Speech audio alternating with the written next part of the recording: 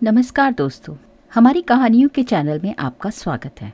यूँ तो कहानियों में प्रेरणा देने, शिक्षित करने और हमें अपने आसपास की दुनिया से जोड़ने की शक्ति होती है। कुछ ऐसी ही कहानियों का संग्रह हम आपके लिए अपने इस चैनल पर लेकर आए हैं, जहाँ हम ऐसी कहानियाँ आपको सुनाएंगे जो आपकी कल्पना को प्रेरित करेंगी और आपका मनोरंजन भी करेंगी। कहानियाँ हमें एक नई दुनिया में ले जाती हैं, हमें एक वैल्यूएबल लेसन सिखाती हैं, फिर चाहे वो एक फैंटेसी हो या फिर हार्ट फेल्ट मेमोरी। तो आइए हमारे साथ कहानियों की इस जर्नी में शामिल हो जाइए and let's celebrate the magic of words together. आज की कहानी भी सास और बहू के रिश्ते पर ही आधारित है। उम्मीद है आपको ये कहानी ज़रूर पसंद आएगी। तो आइए कहानी शुरू करते हैं। शादी को अभी कुछ ही दिन हुए थे। आज काम वाली भी नहीं आई, इसीलिए अदिति बर्तन धोने लगी। धोते धोते उसके हाथ से कांच का कप नीचे टूटकर गिर गया। कप टूटते ही वो डर गई कि अब उसकी सास बातें सुनाएगी। आवाज से सास दौड़ती हुई आई और बोली, बेटी क्या हुआ? तो अदिति बोली, माँ पता नहीं ध्यान रखते हुए भी कैसे मेरे हाथ से कप नीचे गिर गया। तो सास बोली, चिंता मत कर, कप ही तो टूटा है, तुम्हें तो चोट नहीं आई ना। भले ही इसके कितने ही टुकड़े क्यों ना हो जाएं, पर मेरी बेटी के दिल के टुकड़े नहीं होने चाहिए। मेरी बहू से महंगा थोड़ी ही है ये कप। और हाँ, तुझे अभी ये सब करने की क्या जरूरत है? अभी तो तेरे हाथों से मेहंदी भी नहीं उतरी। अभी तो तुम मेरे बेटे के साथ ज्यादा से ज्यादा समय बिताओ और एक दूसरे को समझो। सास ने अपनी बेटी को बुलाया और कहा, ज्योति इधर आकर अपनी भाभी का ख्याल रखो, अभी इस घर में नई नई आई है। तो ज्योति ने कहा, हाँ माँ, मैं ध्यान रखूंगी। सास फिर बहू से बोली, अभी तो तुम मुझे अपनी माँ ही समझना, क्योंकि मुझे भी तो तुम्हारा दिल जीतना है, और सास बनकर नहीं, माँ बनकर। देखते देखते अदिति की आंखों में खुशी के आंसू आ गए और वह सास के पैरों में गिरकर बोली, मैंने एक माँ छोड़ी तो दूसरी माँ को पा लिया, बल्कि आप मेरी माँ से भी ज्यादा ममता मेरे लिए रखती हो माँ। यदि घर में ये कप टूट जाता तो माँ भी दो बातें कहे बिना ना रहती, लेकिन आपने कुछ नहीं कहा। रात को अदिति की नींद ही उड़ गई। रह रहकर शाम की घटना उसे याद आ रही थी। सास के बारे में उसकी जो सोच थी, सास का व्यवहार उसके विपरीत ही उसने पाया।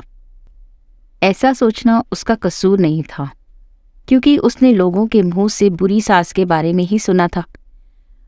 अदिति अपने अतीत में खो गई। फिर उसे याद आया कि कुछ साल पहले उसके भाई की शादी हुई थी। मेहंदी का रंग उतरने से पहले ही माँ ने भाभी पर काम की पूरी जिम्मेदारी डाल दी और अपने ही नियम कानून के हिसाब से भाभी को चलने के लिए मजबूर कर दिया। माँ ने भाभी को घर में एडजस्ट होने में जरा भी वक्त नहीं दिया। भैया भाभी को बाहर लेकर जाते तो माँ का मुंह फूल जाता और बोलती कि हर समय भाभी को साथ ले जाने की क्या जरूरत है। कभी भी भाभी को खुली हंसी से हंसते हुए नहीं देखा था। समय के साथ भाभी ने भी सहना छोड़ दिया। फिर घर में रोज रोज झगड़े होने लगे। एक दिन भाभी के हाथ से कांच का ग्लास नीचे टूटकर गिर गया तो माँ चिल्लाने लगी कि कितनी कीमती ग्लास थी जो तुमने तोड़ दी। वो किसी ना किसी बात पर भाभी पर चिल्लाती ही रहती। भाभी भी गुस्से से बोल देती थी कि माँ मैं तो बैठी खाती हूँ, आप तो खड़े खड़े खाती हैं। जब से आई हूँ तब से रोज 2-4 जली कटी सुना ही देती हो, और जब तक वो सुना ना दो तब तक आपको चैन नहीं मिलता। कभी आप मुझे सुनाती हो तो कभी मेरे माँ बाप को। हमेशा मेरे मायके वालों को कोसती रहती हो। और इसी तरह से माँ और भाभी एक दूसरे के साथ बहस करती रहती थी। अदिति ने घर के अलावा और भी कई जगह पर सास बहू के झगड़े सुने थे। उन झगड़ों को सुन सुनकर वो इतना डर गई थी, इसीलिए वो शादी से कतराने लगी। लेकिन माँ बाप के कारण ही उसे शादी करनी पड़ी और एक अनजाने भय से डर कर वो ससुराल आ गई। पर आज की घटना ने उसकी सोच को बदल दिया कि सभी सासें और बहुएं एक जैसी नहीं होती। नींद न आने की वजह से उसने सोचा कि चलो थोड़ी देर माँ से बात कर लेती हूँ। माँ ने इतनी रात को उसे फ़ोन करते हुए देख कहा, बेटी सब कुछ ठीक तो है ना? कहीं तुम्हारे पति से या सास से झगड़ा तो नहीं हो गया? तो अदिति बोली, नहीं माँ, ऐसा कुछ नहीं है। बल्कि पता है, आज मेरे हाथ से कांच का ग्लास नीचे गिर गया और तभी वहाँ सास आ गई। मेरे कुछ कहने से पहले ही मेरी सास ने बोलना शुरू कर दिया कि बेटा, मैं इससे पहले कि कुछ कहती, मेरी माँ ने बोलना शुरू किया कि बेटा, फिर से तेरी सास के चिल्लाने पर तूने उसे अच्छा सा जवाब दिया ना? कभी भी दबकर नहीं रहना, क्योंकि तुम एक पढ़ी लिखी लड़की हो, तुम में कोई कमी नहीं है, इसलिए किसी की मत सुनना। तभी बात को काटते हुए अदिति बोली, माँ अब बस करो, मैं अपनी दूसरी माँ के खिलाफ कुछ नहीं सुन सकती। उसकी माँ को थोड़ा आश्चर्य हुआ और बोली, ये क्या बोल रही है? तो अदिति बोली, हाँ माँ, आज मेरे हाथ से जब कप गिरा तो मेरी सास ने बिल्कुल भी मेरे साथ बुरा व्यवहार नहीं किया। अंत में अदिति बोली, अब आप समझ गई ना सारी बात? और माँ, एक बात और कहनी थी, अगर आप बुरा ना मानो तो। उसकी माँ बोली, हाँ हाँ बोल बेटा, क्या कहना चाहती है?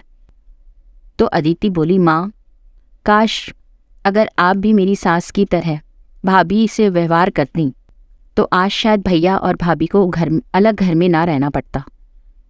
अपनी बेटी की ये सब बातें सुनकर अदिति की माँ को यह एहसास हुआ कि उसने अपनी बहू के साथ गलत व्यवहार किया।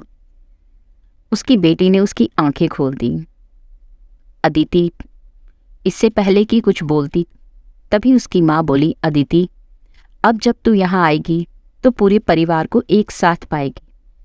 बेटा, अब तू फ़ोन रख, मुझे अपने बेटे और बहू के स्वागत की तैयारी करनी है।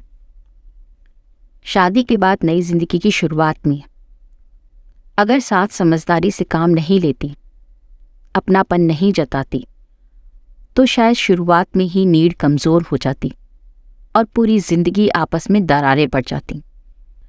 कप को टूटने से तो कोई नहीं रोक सकता, लेकिन प्यार को टूटने से तो हम रोक सकते हैं।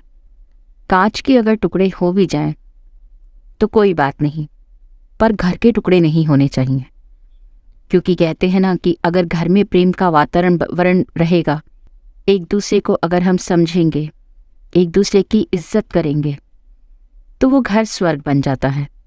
और जिन घरों में झगड़े होते हैं, हम उस घर को भी स्वर्ग में बदल सकते हैं, यदि बहू सास को माँ मान ले और सास बहू को बेटी। ये सिर्फ हमारी सोच और नज़रिया बदलने की देर होती है, क्योंकि कहते हैं ना कि एक औरत घर को स्वर्ग भी बना सकती है और अगर वो चाहे तो घर को नर्क भी बना सकती है। दोस्तों, आपको ये कहानी कैसी लगी मुझे कमेंट सेक्शन में लिखकर ज़रूर बताइएगा। अगर आपको मेरी कहानियाँ पसंद आती हैं तो प्लीज़ मेरे चैनल को लाइक, शेयर और सब्सक्राइब ज़रूर करें। मिलती हूँ एक और रोचक कहानी के साथ, तब तक के लिए नमस्कार।